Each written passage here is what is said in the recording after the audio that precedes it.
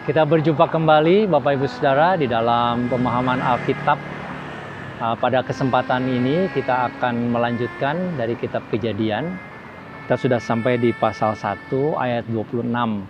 Kalau pada waktu yang lalu kita sudah membahas mengenai kata baiklah. Kemudian juga kita, baiklah kita ya. Kemudian kita melanjutkan dengan apa arti dari kata menjadikan atau menciptakan. Nah, pada bagian ini, saudara, ada satu hal yang sering menjadi pembahasan dari ayat ini, yaitu mengenai pengertian gambar dan rupa kita. Apa sebetulnya yang dimaksud oleh ayat ini ketika Tuhan Allah menciptakan manusia itu menurut gambar dan rupa kita? Apa maksudnya? Saudara-saudara, kita tahu bahwa Alkitab mengatakan Allah adalah roh. Allah itu bukan, Allah pencipta itu bukan sesosok wujud ya, yang bisa diraba, dipegang dan lain sebagainya. Dia bukan sesosok jasmani lah, lahir ya. Dia adalah Allah roh. Nah, kalau Allah adalah roh, bagaimana Allah roh itu kemudian bisa kita temukan gambarnya dan rupanya? Apakah manusia-manusia yang diciptakan oleh Allah itu sebetulnya adalah bayang-bayang atau roh, bukan jasmani? Apakah itu saudara maksudnya? Ada orang-orang yang berpikir begitu, bahwa badan kita itu sebetulnya katanya cuma bayang-bayang saja, tidak nyata. Padahal jelas-jelas saudara kita berwujud punya fisik badan kita ini. Jadi kita bukan semata-mata makhluk rohani, tetapi kita juga adalah makhluk jasmani. Nah, jadi saudara-saudara, bagaimana kita bisa mengerti atau apa arti dari kata gambar dan rupa kita ini? Nah, saudara yang dikasih Tuhan, bersyukur di dalam Alkitab kita bisa mendapatkan pemahaman yang utuh. Sebab gambar dan rupa Allah yang paling sempurna itu tertampak di dalam diri Tuhan Yesus.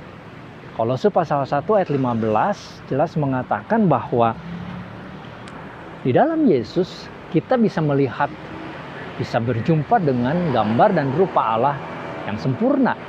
Jadi saudara-saudara, dengan kita melihat Yesus, maka kita melihat gambar dan rupa Allah.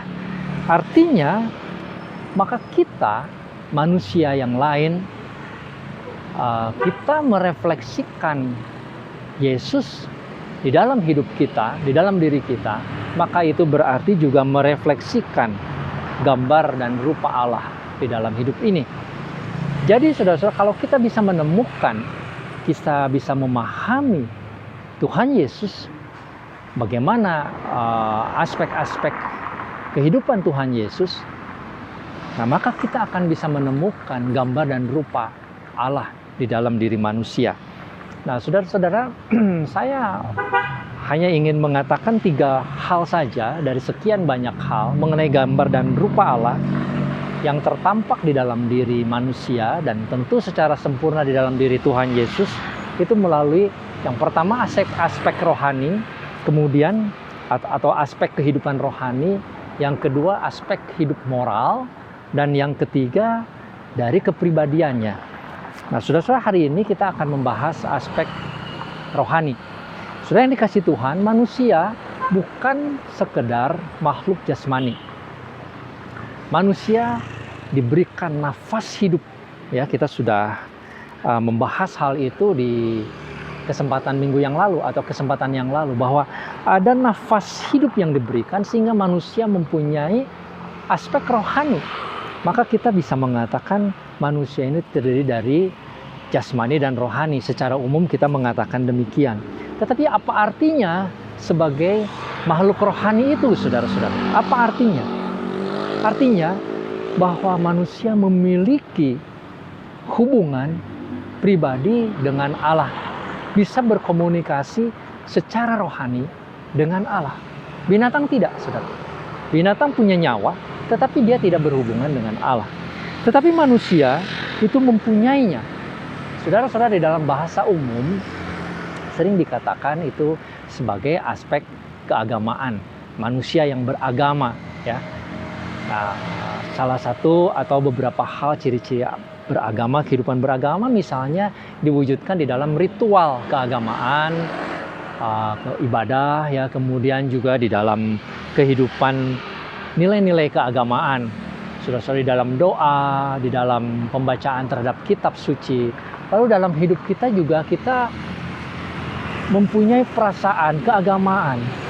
Ada rasa bahwa dalam dunia ini ada sesosok pribadi yang lebih besar yang mengatur hidup manusia misalkan.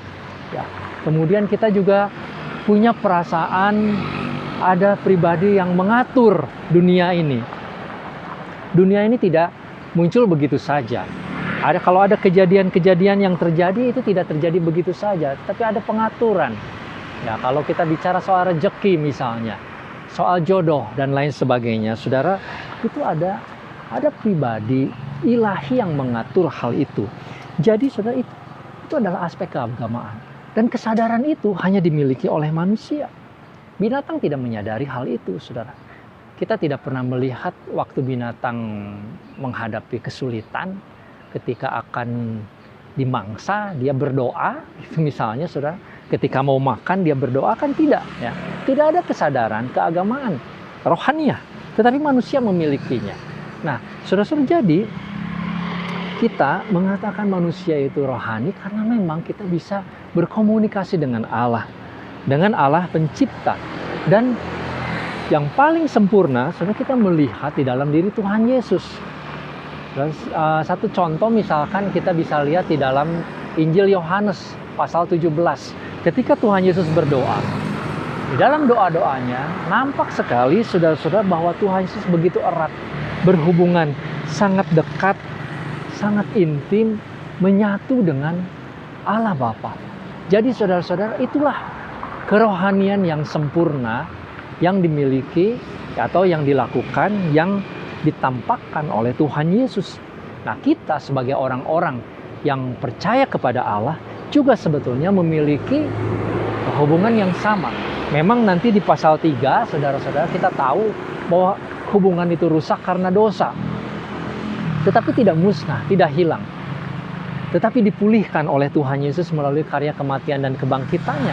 Sehingga kita akhirnya bisa kembali berhubungan. Kita mempunyai relasi kembali dengan Tuhan Allah, pencipta langit dan bumi ini. Nah, jadi saudara-saudara, hal yang penting mengenai aspek kerohanian ini adalah komunikasi, hubungan, relasi dengan Tuhan Allah, pencipta langit dan bumi. Ini bukan semacam penyatuan, saudara, ya, seperti sepercik air dituangkan ke laut sehingga kita tidak bisa membedakan mana air laut, mana air yang di dalam gelas tadi, misalkan air tawar. Itu bersatu. Kita bersatu dengan Tuhan Allah Tritunggal itu bukan seperti itu, saudara. Tapi kita bersekutu. Kita masing-masing tetap terpisah karena kita adalah makhluk dan dia adalah Sang Halik. Tetapi kita bisa memiliki hubungan, bukan terpisah sama sekali. Nah, saudara-saudara, karena kita bisa memiliki hubungan dengan Allah, maka kerohanian ini perlu kita tumbuhkan. Kerohanian ini bukanlah semata-mata aspek jasmani kehidupan beragama seperti orang memahami pada umumnya. Keagamaan yang sifatnya jasmania, misalkan dalam ritual-ritual, aturan-aturan, hukum-hukum yang kadang-kadang itu hanya bersifat jasmani atau lahiriah saja. Sama sekali tidak ada menyangkut aspek rohaninya. Bukan demikian. Aspek rohani itu selalu berkaitan dengan hubungan dengan Tuhan. Dan itu menyangkut semua aspek hidup kita. Di dalam bisnis, di dalam politik, di dalam relasi dengan orang lain, di dalam keluarga. Tuhan bersangkut paut, ya. Tuhan menjadi bagian utama di dalam semua relasi kita. Dengan alam, bagaimana kita mengelola alam. Misal, Tuhan hadir di sana. Di dalam semua hidup kita, Tuhan hadir di sana. Itulah aspek rohani. Saudara, ketika menghadapi situasi yang sulit, kita berdoa kepada Tuhan. Bukan hanya dalam hal ibadah, saudara, tetapi dalam aspek hidup yang lain. Itulah kerohanian. Dan itulah yang harus tumbuh. Iman percaya kepada Tuhan.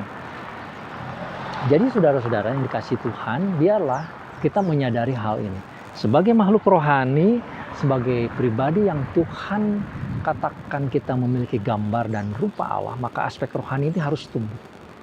Kalau kerohanian kita mati atau hilang, tidak nampak, maka kemanusiaan kita sebagai manusia yang merupakan gambar dan rupa Allah juga hilang. Kita tidak berbeda dengan binatang akhirnya, saudara. Ya, semoga kita bisa mengerti hal ini dan melalui pembacaan Alkitab, melalui doa-doa kita, iman kita, kerohanian kita semakin bertumbuh. Tuhan memberkati kita sampai berjumpa kembali, saudara. Mari kita berdoa. Bapa di surga, tolonglah kami supaya kami bisa terus bertumbuh sebagaimana yang Tuhan katakan dan rindukan. Kami menjadi makhluk-makhluk rohani yang bertumbuh di dalam iman dan kasih dan pengharapan kepada Tuhan. Dalam nama Tuhan Yesus kami berdoa. Amin. Sampai berjumpa kembali pada kesempatan mendatang. Tuhan memberkati.